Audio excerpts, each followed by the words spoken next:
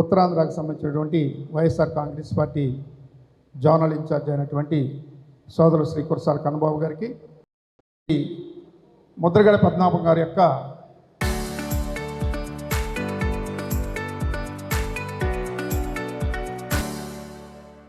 సంస్థను సంబంధించినటువంటి మన జిల్లా పరంగా వైఎస్ఆర్ కాంగ్రెస్ పార్టీ ఏర్పాటు చేసినటువంటి ఈ కార్యక్రమంలో మరి ఇప్పుడే పెద్దలు శ్రీ కన్నబాబు గారు అనే విషయం చెప్పారు.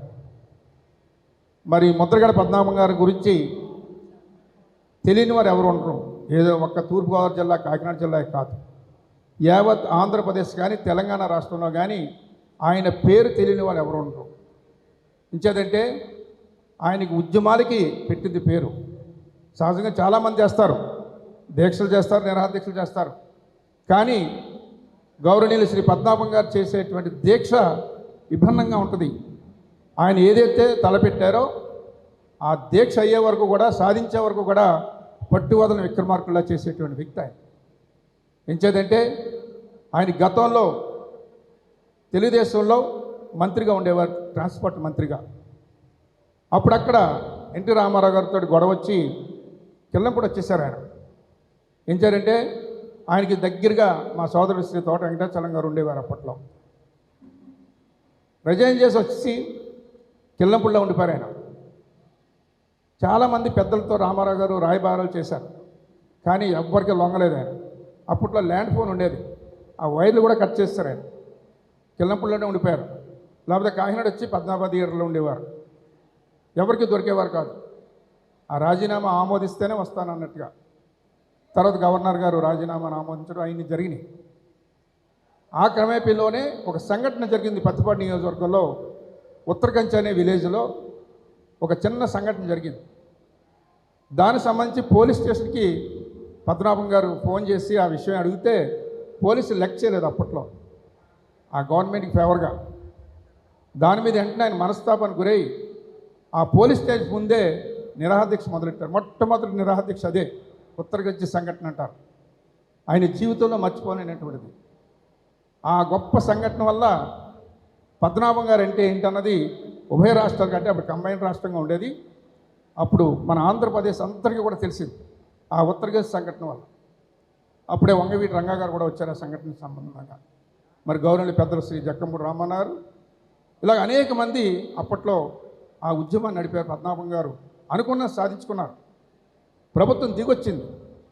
ఆ రకంగా అక్కడి నుంచి కూడా ఆయన మొదలెట్టారు. ఏ కార్యక్రమం పెట్టినా సరే తనదైన రీతిలో చేసేటువంటి వ్యక్తి శ్రీ గౌరవనీయులు ముద్రగడ పద్మనాభం గారు. ఆయన పట్టుకున్న పని అవ్వాలి. ఆయన ఎవరి సలహాలు ఆలకించరు, ఎవరి సలహాలు ఇవ్వాల్సిన పని లేదు. ఆయన అనుకున్నది అంటే అది సాధించి తీరుతారు. మన సహజంగా ఎవరో సలహాలు ఇస్తూ ఉంటారు, ఎవరికైనా సరే, రాజకీయ నాయకులు కానీ ఎవరికైనా. ఆయన ఎవరి సలహాలు తీసుకోరు. ఆయన మనసులో ఏదనుకున్నారో అదే చేస్తారు. ఆ రకంగా అనేక సంఘటనలు, మరి కాపునాడు సంబంధించింది అవ్వచ్చు, ఇంకా అనేక రకాలైనటువంటి ఉద్యమాలు అనేక ఉన్నాయి. ఒకసారి కిర్లంపూడిలో అప్పుడు ప్రభుత్వం, తెలుగుదేశం ప్రభుత్వం, మా అన్నయ్య గారు వెంకటాచలం గారి మీద అప్పుడు అశోక్ కుమార్ గౌడ్ అని ఎస్ఐ కాల్పులు జరిపాడు. ఏదో విషయం మీద అక్కడికి పోలీస్ స్టేషన్కి వెళ్ళారు. కిల్లంపూడిలో పద్మనాభం గారు మనుషులు చాలా గట్టిగా వచ్చి పోలీస్ స్టేషన్ ముందు ఉంటే అశోక్ కుమార్ గౌడ్ ఏ రకంగానే కూడా వార్నింగ్ ఇవ్వకుండా కాల్పులు జరిపాడు. మా ఊరికి సంబంధించినటువంటి 2 వ్యక్తులు చనిపోయారు. మా ఊరు వీరవారం సంబంధించినటువంటి వారు.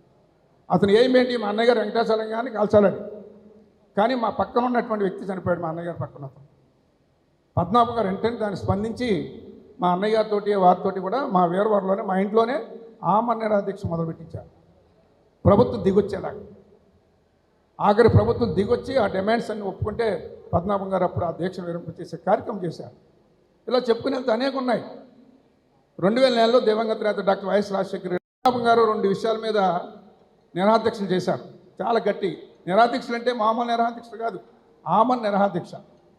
ఆమరణ నిరాహారదీక్ష అంటే ఆయన కిచెన్ రూమ్ కూడా తాళాలేసేస్తారు, ఇంట్లో అందరినీ కూడా ఒక గదిలో పెట్టేస్తారు, ఆయన బయట కూర్చుంటారు తలుపులేసి. ఆ రకమైనటువంటిది ఎక్కడ కూడా జరగదు. ఆ రకంగా ఒక కరెంటు విషయంలో నిరాహారదీక్ష పెట్టారు. 2 రోజులైంది, 3 రోజులైంది, అది అవుతునేది. అప్పుడు నేను జగ్గంపేట ఎమ్మెల్యే, నేను జిల్లా కాంగ్రెస్ ప్రెసిడెంట్. అప్పుడు పక్కన తోట గోపాలకృష్ణ గారు పెద్దాపురం ఎమ్మెల్యే, పత్తిపాడు ఎమ్మెల్యే వరుపుల సుబ్బారావు గారు, చిట్టూరు రవీంద్ర గారు, మరి పిల్లి సుభాష్ చంద్రబోస్ గారు, మేమందరూ కూర్చుని ప్రభుత్వం మీద ఒత్తిడి తీసుకొచ్చి పద్మనాభం గారు ఏదైతే డిమాండ్ పెట్టారో ఆ డిమాండ్ మీద అధికారులతో మాట్లాడి ఆ కార్యక్రమం పూర్తి చేసి ఆయనతోటి దీక్ష విరమణ చేశాం. తర్వాత పోలవరం పుష్కరానికి సంబంధించినటువంటి కొడవలనే గ్రామంలో ఒక లిఫ్ట్ ఒకటి పెట్టారు పిఠాపురం నియోజకవర్గానికి సంబంధించి. పిఠాపురం నియోజకవర్గానికి సంబంధించి కొడవలిలో అక్కడ అప్పుడు ఎమ్మెల్యేగా ఉన్నటువంటి పెన్నుం దొరబాబు గారు కొబ్బరికాయ కొట్టారు.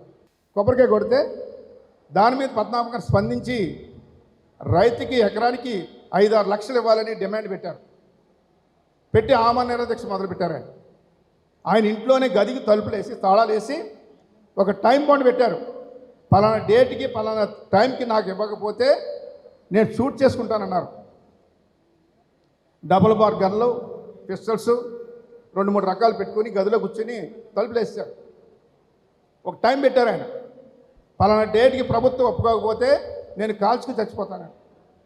అందరికీ భయం వేసింది. మరి మేమే ఉన్నాం ఆ టీము, నేను, సుబ్బారావు గారు, చిట్టూరు రవీంద్ర గారు, బోస్ గారు, తోట గోపాలకృష్ణ గారు. మళ్ళీ మేమందరం కూర్చొని కలెక్టర్ దగ్గరికి వెళ్ళి దివంగత రాజశేఖర రెడ్డి గారితో మాట్లాడించి మరి ఏదో రకంగా డిమాండ్ అని నెరవేర్చాలి. ఆయన లాస్ట్ డేటు పలానా డేట్ అని పెట్టారు. 9 గంటలకు నాకు తెలియకపోతే నేను షూట్ చేసుకుంటా అన్నారు. మరి ఏదో మేము 1 గంట టైం అడిగాం. తోట గోపాలకృష్ణ గారిని పంపించి 1 గంట టైం అడిగాం. టైం ఇచ్చారు ఆయన. మేము ఈ లోపల ప్రభుత్వం ద్వారా ఒక సమాధానం తెచ్చుకుని ఆ లెటర్ పట్టుకొని కిల్లంపూడి వెళ్ళాం. కిల్లంపూడి వెళ్ళి తలుపులు తీసి ఆయన ఒక పెద్ద గన్నోటి, పిస్టల్స్ ఒకటి, ఒక 3 రకాలు పెట్టి కూర్చున్నారు. నేను బావగారు మీ యొక్క డిమాండ్ నెరవేర్చాలని లెటర్ తెచ్చానని చెప్పాను నేను. ఆయన అది లెటర్ ఇచ్చాను. నేను చదువుకున్నారు. చదువుకుని జాయిగా లేచి తలుపులు తీశారు, ఆ దీక్ష విరమణ చేశారు. మరి ఆ రకంగా అనుకున్న సాధించేటువంటి మనస్తత్వం ఉన్నటువంటి వ్యక్తి. మరి ఆ నీతికి నిజాయితీకి మారిపోయారని చెప్తారు ఎన్నో సంవత్సరాలుగా. మరి నీతికి 100% పద్మనాభం గారికి వర్తిస్తారు. ఆయన అనుకున్న సాధిస్తాడు, అనుకున్న పనే చేసేటువంటి వ్యక్తి. చాలా దగ్గరగా చూసేటువంటి మా అందరికీ తెలుసు. ఎన్నో సంవత్సరాలుగా ఆయన మర్యాద కూడా అలాగే ఇస్తారు. ఎవరినైనా సరే, ఎవరు వచ్చినా సరే ఇంటికి చాలా ఆప్యాయంగా ఎవరు చేయరు అలాగా. అంత మర్యాద ఇచ్చేటువంటి వ్యక్తి ఆయన. అనేక ఉద్యమాలు చేశారు, అనేక పోరాటాలు చేశారు. కాపునాడు అవ్వచ్చు, ఇతరత్ర అవ్వచ్చు, ఏదైనా సరే ఆయన పట్టుకుంటే ఆ కార్యక్రమం అయ్యేలాగా ఉండేవారు. ఒక పద్ధతి ప్రకారం ఆయన అనుకున్న విధంగా చేసేటువంటి మనస్తత్వం ఉన్నటువంటి వ్యక్తి. ఆఖరికి చనిపోయే ముందు కూడా వారు కుమారుడు గిరిబాబు గారు కూడా కొన్ని విషయాలు చెప్పారు. ఆయన మరణానికి సంబంధించిన విషయాలు అవన్నీ కూడా ఈరోజు అమలు చేయడం కూడా జరిగింది మొన్న. మరి ఇది గౌరవనీయులు మన వైఎస్ఆర్ కాంగ్రెస్ పార్టీ అధినేత శ్రీ జగన్మోహన్ రెడ్డి గారు రావడం, మరి ఆయన యొక్క కార్యక్రమంలో పాలు పంచుకోవడం. మరి నాకు తెలుసుండి జగన్మోహన్ రెడ్డి గారు వారి కుటుంబ సభ్యులు కూడా పాడి మోస్తుంటారు ఎక్కడికి ఎవరికి కూడా. ఆయన చాలామంది చనిపోయినప్పుడు వెళ్ళుంటారు. చాలామంది రాజకీయ నాయకులు కానీ పార్టీకి సంబంధించిన పెద్దలు కానీ మరి చనిపోయి ఉండొచ్చు. కానీ ఎక్కడ కూడా ఈ కార్యక్రమం ఎక్కడ చేయలేదు. ఆయన పలకరించి పరామర్శించి వచ్చే కార్యక్రమం జరిగి ఉండొచ్చు. కానీ ఒక్క ముద్రగడ పద్మనాభం గారికి ఆయన పాడి పట్టుకున్నారు. అది పద్మనాభం గారి యొక్క గొప్పతనం. అది ఆ రకంగా జగన్మోహన్ రెడ్డి గారికి ఆయన అంత గొప్ప గౌరవం ఇచ్చారు. ఆయనకు వైద్యపరంగా కాడ హైదరాబాద్లో మంచి ట్రీట్మెంట్ ఇచ్చేలాగా మరి అక్కడ వైద్య పెద్దలు పిలిచేవారు. నోరు దత్తాత్రేయుడు అని చాలా పెద్ద స్పెషలిస్ట్ ఆయన, అమెరికాలో ఉంటారు. ఆయనతో మాట్లాడి ఆయన్ని కూడా తీసుకొచ్చి ఆయనకి వైద్య పరీక్షలు చేయించారు. చాలా గట్టిగా వైద్యం చేస్తారు. అయినా సరే మరి దురదృష్టవశాత్తు ఆయన యొక్క మల్టిపుల్ ఆర్గాన్స్ ఇది అవడంతో అక్కడికి కాలం చేయడం జరిగింది. ఈరోజు మరి చాలామంది పెద్దలు పద్మనాభం గారి గురించి ప్రతి ఒక్కరికి తెలుసు. ఈరోజు రాష్ట్ర వ్యాప్తంగా కూడా ఇదే సభలు ప్రతి చోట పెడతా ఉన్నారు. ఎవరికి జరగదు అలాగా. ప్రతి చోట అందరూ పార్టీలకు అతీతంగా ఈరోజు ఆయన గురించి మాట్లాడటం, చెప్పడం కూడా జరుగుతూ ఉంది. మరి ఏదైనా ఈరోజు మన జిల్లా వైఎస్ఆర్ కాంగ్రెస్ పార్టీ పరంగా ఏర్పాటు చేసినటువంటి ఆయన యొక్క ఈ సంతాప సభకి మరి మీరందరూ వచ్చి ఆయనకు నివాళులర్పించే కార్యక్రమం చేయడం నిజంగా ఒక గొప్ప విషయం.